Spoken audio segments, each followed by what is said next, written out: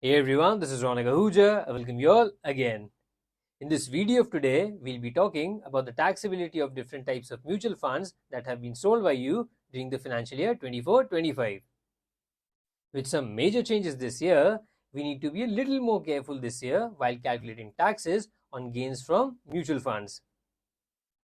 Some of these major changes include changes in the tax rates from the 23rd of July 2024 and reduction in the holding period from 36 months to 24 months.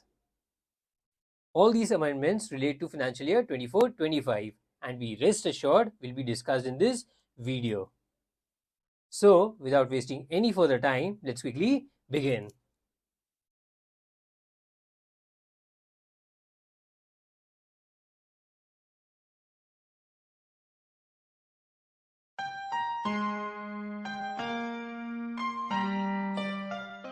Now, before we try and understand the taxability of different types of mutual funds, let's first try and understand one basic point about the mutual funds.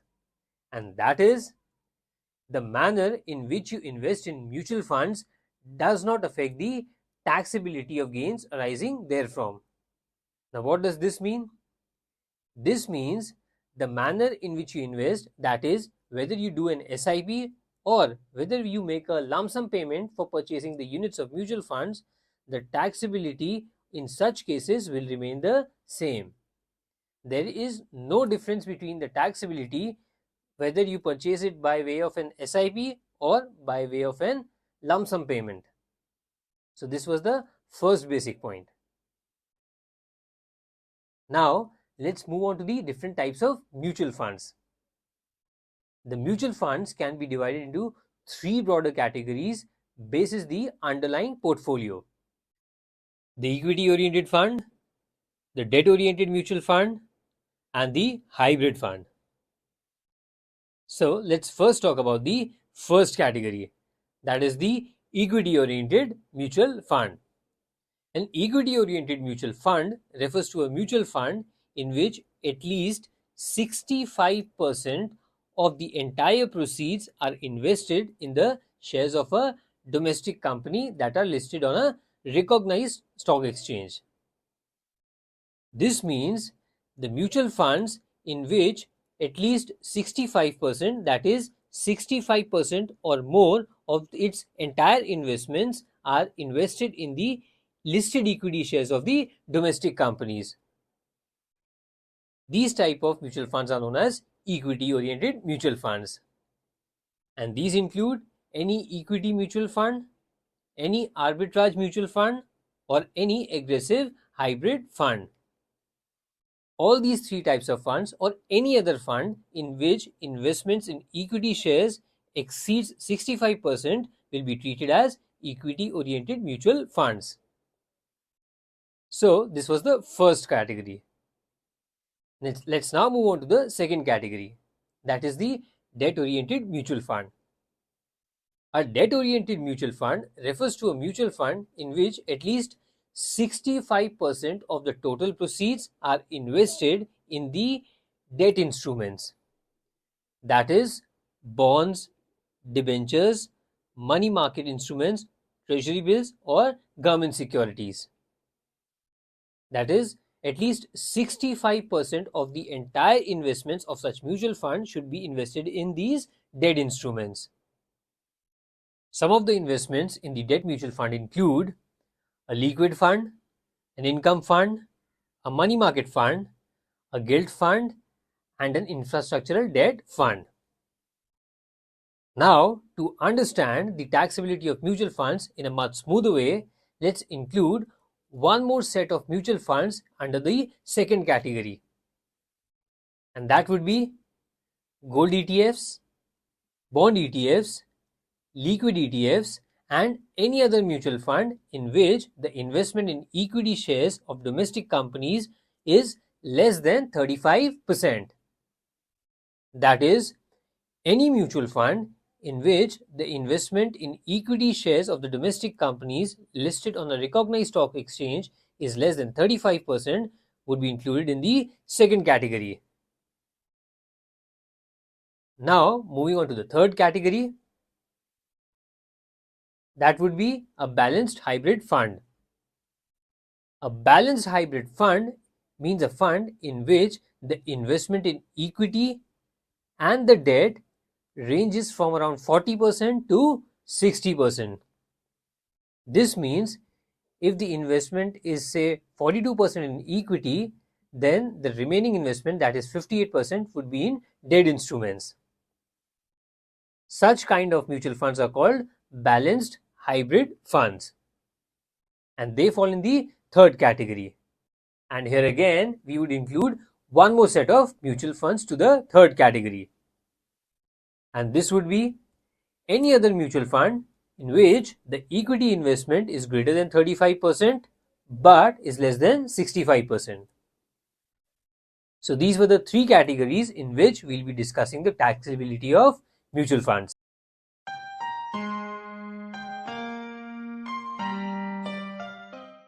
So let's begin with the first category, that is the equity oriented mutual fund. Now, in case it's an equity oriented mutual fund where the STT has been charged on the sales proceeds, then any income or gain arising from the sale of units of such mutual fund will be treated as income from capital gains. Now, since it's a capital gain income, we'll have to further classify it either as short-term capital gain or a long-term capital gain. In case such mutual fund is sold after being held for more than 12 months, then in such a case, such income would be treated as long-term capital gain.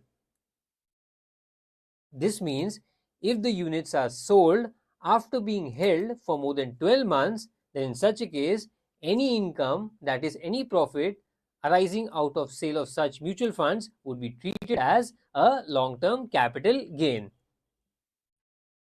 In case it is being sold before 12 months end on the date of sale, then in such a case, such income will be treated as short-term capital gain.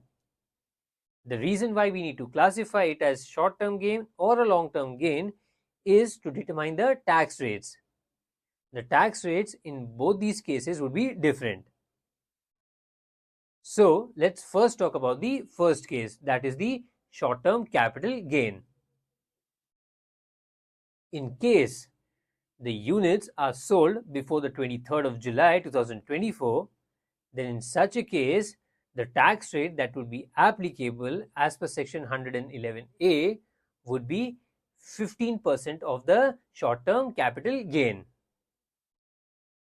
And in case the units are sold after the 23rd of July 2024, then in such a case, the rate of tax would be 20%. This 20% would be of short-term capital gain. Now, what about the long-term capital gain? In case the units are sold before the 23rd of July 2024, the rates of tax would be 10% without indexation. And in case the units are sold on or after the 23rd of July 2024, then in such a case, the rates of tax would be 12.5% without indexation again. Now here, one additional exemption is available. On the first 1,25,000 of the long-term capital gains, no taxes would be charged. This is the additional exemption available. Now, this was the first category of the mutual funds. Moving on to the second category, which is debt-oriented mutual fund or any other fund in which the equity investment is less than 35%. In such cases, any profits or gains arising from such mutual funds would be treated as income from capital gains. Now, the case here is a little different. There will be two cases. The first case would be in case such mutual funds are purchased on or after the 1st of April 2023, and the second case would be in case it is purchased before the 1st of April 2023. Let's talk about the first case, where the units of the mutual funds are purchased on or after the 1st of April 2023. In case the units are purchased on or after the 1st of April 2023, then in such a case, any gains arising from the sale of such mutual funds would always be treated as short-term capital gain. Yes, you heard that right. Any income that is arising out of the sale of such mutual funds which are purchased on or after the 1st of April would always be treated as short-term capital gain irrespective of how long it was held. Now, let's move to the second case, where in case the units of mutual funds were purchased before the 1st of April 2023 and were sold before the 23rd of July 2024, then if such units are held for more than 36 months, then any gains arising therefrom will be treated as long-term capital gain. And in case it is sold before 36 months end, then in such a case, the profits arising therefrom would be treated as short-term capital gain. In the case of short-term capital gain, the applicable tax rates would be the normal tax slab rates. And in case it's a long-term capital gain, the applicable tax rates would be 20% with indexation benefits.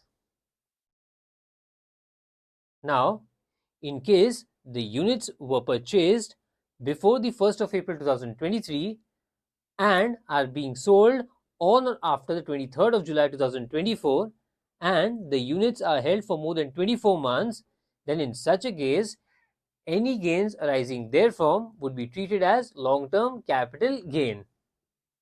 In case it is sold before the end of 24 months, then it would be treated as short-term capital gain. In case of short-term capital gain, the applicable tax rates would again be the normal tax slab rates. And in case it's a long-term capital gain, the applicable tax rate would be 12.5% without indexation benefit. So viewers, this was the taxability for the second category of mutual funds. Now moving on to the third category, that is the category of balanced hybrid fund or any other fund in which the equity investment is greater than 35% but is less than 65%. In such cases, any incomes or gains rising therefrom would be treated as income from capital gains again. Now, in case such unit is sold before the 23rd of July 2024, then in such a case, if that unit is sold after being held for more than 36 months, then it would be treated as a long-term capital gain. That's right. In case the unit is sold before the 23rd of July and is sold after being held for 36 months or more, then in such a case, any income or gain arising therefrom would be treated as long-term capital gain. However, if it is sold before 36 months, then in such a case, it will be treated as a short-term capital gain. Now, in case the units are sold after or on the 23rd of July 2024, then in such a case, if such units are sold after being held for 24 months or more, then in such a case, the units would be treated as deriving the long-term capital gain. This means if the units are sold on or after the 23rd of July 2024 and are being sold after being held for more than 24 months, then in such a case, it would be treated as a long-term capital gain. However, if it is being sold before the 24-month ends, then in such a case, it would be treated as a short-term capital gain. Now, what would be the applicable tax rates in this case? In case the units are sold before the 23rd of July 2024, then in case it's a short-term capital gain, the rates would be the normal tax slab rates. In case it's a long-term capital gain, the tax rate would be 20% with the indexation benefit. In case the units are sold on or after the 23rd of July 2024 and it's a short-term capital gain, the tax rates would again be the normal tax slab rates. In case it's a long-term capital gain, the tax rate would be 12.5% of the long-term capital gain, that too without indexation benefit.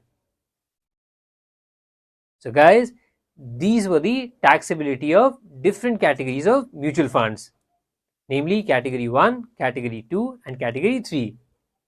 So these were the applicable tax rates in case of different types of mutual funds. In case you couldn't follow, please drop us a feedback in the comment section or mail us at talklevies@gmail.com. Thank you and stay tuned for more videos.